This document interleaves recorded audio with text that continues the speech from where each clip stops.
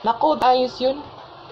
Kesa ba naman sa kumuha pa tayo ng katulong? Hindi na akong pangarap na para rin sa akin. Mag-asawa ka na? Naku, yan ang pamilya? Hindi pa sa ngayon, Michelle. Kailangan ka pa ninaytayatin. Ano?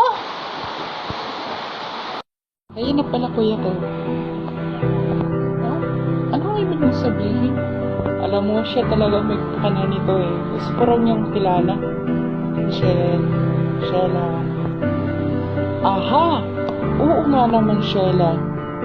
Ang gwapo pala ng kapatid ni Sheila at ang ganda ng kanyang pilik mata parang sa babae. Umaga pa yan. Di ba, Michelle? Aha! Oo nga naman, Sheila. Ang gwapo pala ng kapatid ni Sheila at ang ganda ng kanyang pilik mata parang sa babae. Anong order niyo? Kuya, sige na, order na kayo. Michelle, anong tinitignan mo? Order na daw. Aha, sige, order ka na lang, Sheila.